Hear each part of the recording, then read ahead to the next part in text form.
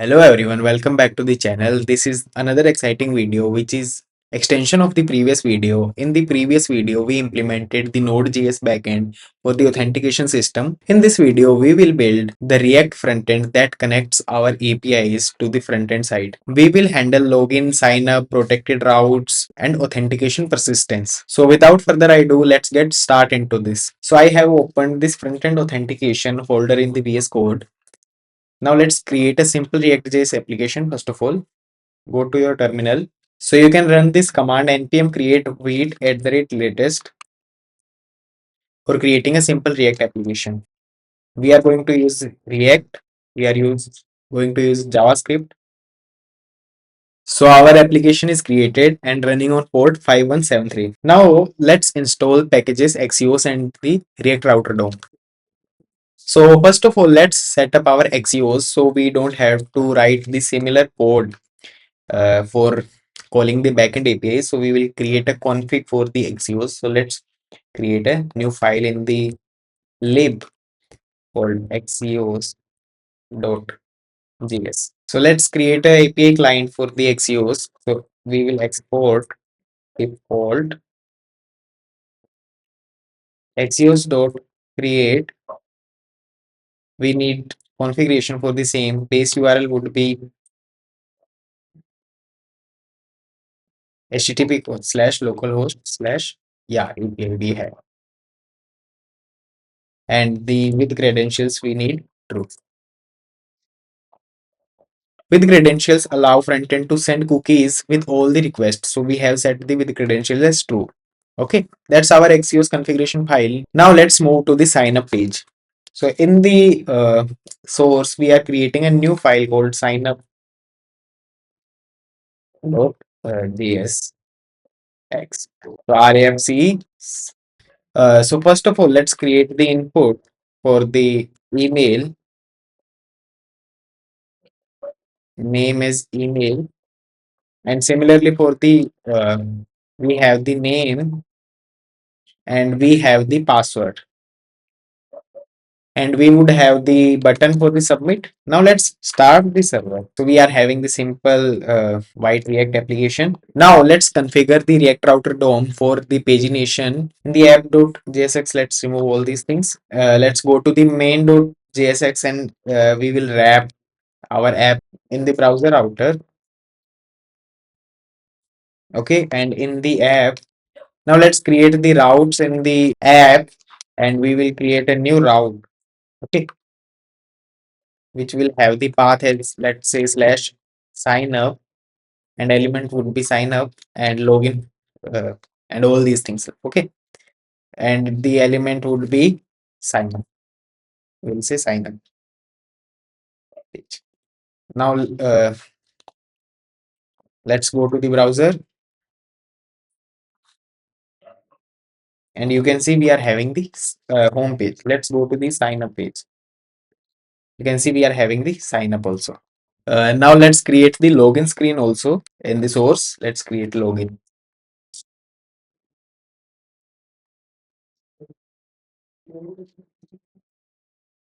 So in the login, we need two things, which is the email and the password.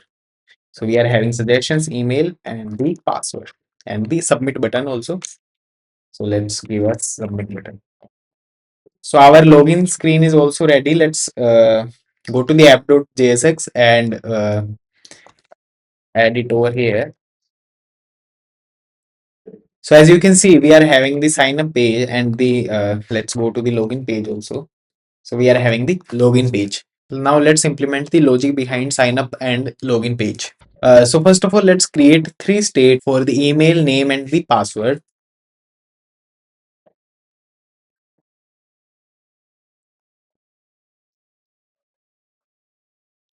For the email and for the pa- password. Now do the two-way binding which is required, like we are having the email for value for the email and the onChange function for the email. So we have done the two-way binding for the three states also. Okay. Let's create a submit function. Whenever the button will be clicked, it will call the sign up function. So let's do that. Const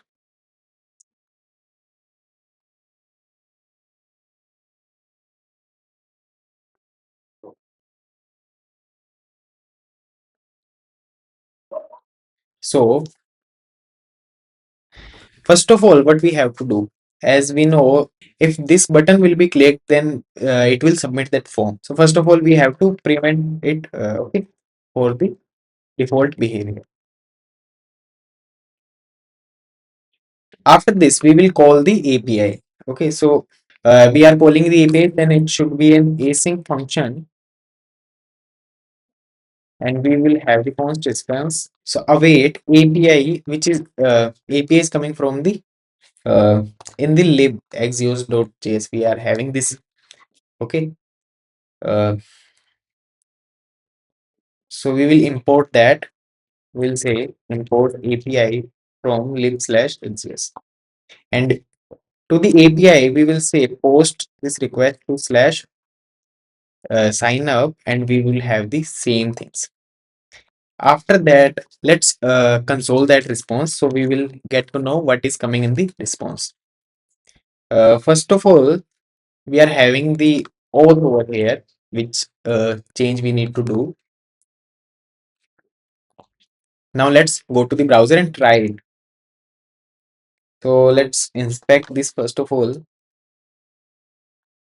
We'll say sign up, and in the network tab, we would have all the requests. So this is the email name and password. Now let's hit to the sign up. So nothing happened because we haven't provided the on click to it. We'll say submit with the E event. Now let's hit the submit.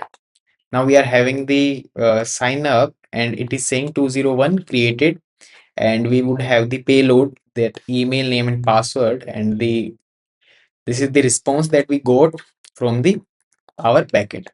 Okay, first of all, you have to start the backend, then you will be able to hit your backend. So congratulations guys, you have created successfully the sign up page. Now we will move to the login page. The same thing for the login and sign up. We are having the email and password as state, and we will have the two-way binding for the email and the password, and we would create a login function for this. Okay, so let's do that. We'll say submit. In this, what we have to do, first of all, prevent the default behavior of this form.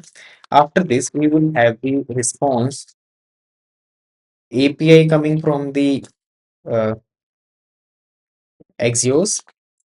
We'll, we will say API dot post to slash login with the email and password, and console dot log the response. And on click, we have to provide. Okay. Now let's go to the login page. At the rate gmail.com, ASDF is the password. And you can see we are having the login successful. We are having all these things. And one thing I want to show over here in the application, we would have the cookie for the same. So you can see we are having this token in the cookie. So I haven't set any cookies and all these things. This is all set by the backend only. So this is the benefit of working with cookies. So yeah, now we are logged in. With the help of this cookie or token, we are able to inform our backend that I am sending you the request. Okay. Now we will create the home page for the same. Okay, where we will show all the information of the user. Let's create the context for the same and show it on the home page. So guys, we have created the login and sign up page. Now we will look upon how you can persist the user data on the front end side using the context API. So let's do that. So I am creating a new folder called store. In the store, we will be creating the auth provider. Auth provider. Export const auth provider, which will be a arrow function. If any component needs the information of the user, then can access from this auth provider. Okay, so this is the work of this auth provider. So first of all, we have to manage the state of the users. So we will say users set user, or what we can do, we can have the email, and we will say set email. Similarly for the name, okay. So we are managing two states over here. And if you know, we have created the slash me endpoint for accessing the information of ourselves. If I want to fetch my whole information, then what we have created the slash me route. Okay. So that we need to use over here. So first of all, what we will do, we will say to use effect. We are using use effect, so it will run whenever this component changes or mounts or unmounts. Okay. So we will say fetch user is going to be an async function, which we will have the try catch block. We will say const response await API dot. We have to import the API.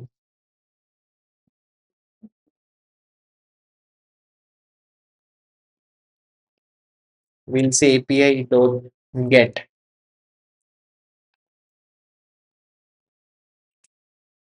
So we will say API dot get to slash me route.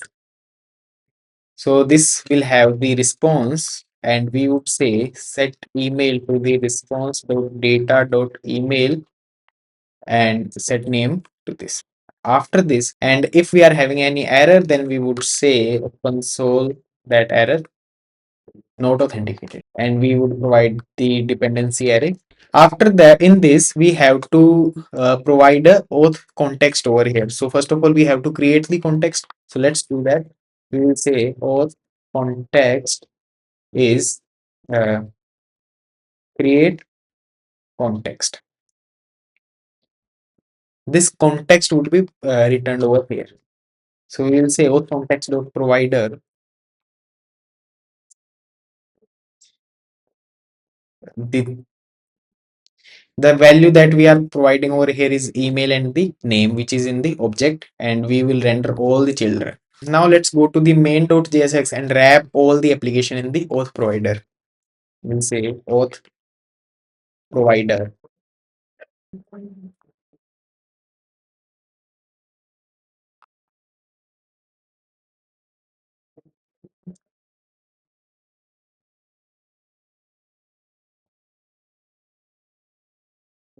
Now let's go to the browser and check it. So we are having one error over here, which is React not defined. Let's go to the VS Code and check it. Okay, so we are okay.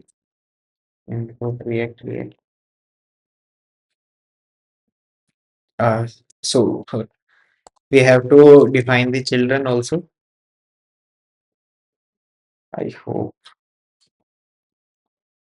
Let's go to the network tab and refresh if we got some information.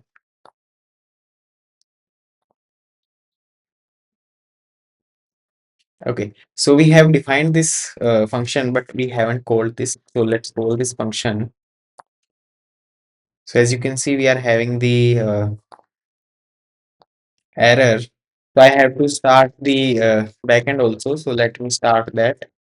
Okay, now let's check. So as you can see, we are having the successful response that we are getting all the information of this user who is logged in right now.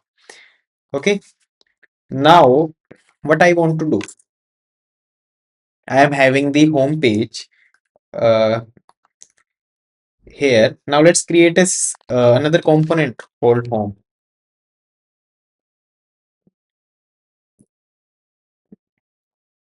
So this is the home page. Now let's go to the app.jsx and use this home page.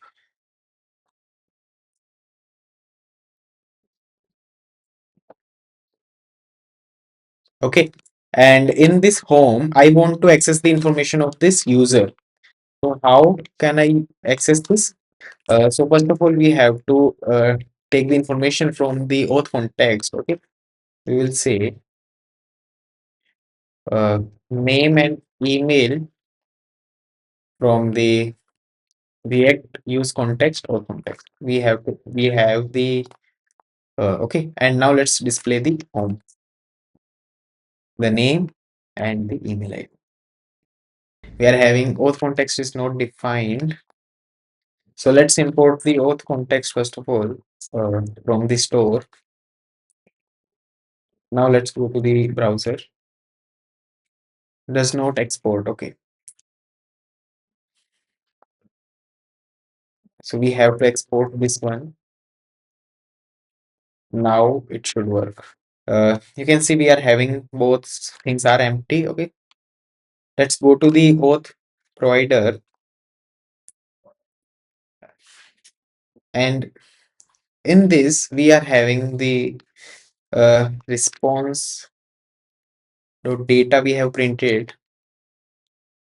So in this response data we are having the data dot user. In this user we are having the name and email. So let's set the those things. So response data user email and user name. Yeah. So if I refresh this page, then also you can see the information of the user is persistent on the front end side if the token is here. If I go to the cookies and I remove this cookie, okay, then I refresh this and you can see we don't have any information and it is saying 401 which is unauthorized. Okay, so you should redirect to the login page. If this API is being fetched, you can see you can show the loader also on the front end side. So yeah, these modifications you can do by your own. And yeah, that's it. If you found this video helpful, you can hit the like button. You can subscribe the channel for more informative videos. If you want something to be added in the upcoming videos, so you can comment it below. So thank you so much guys for watching this video. I will see you in the next one.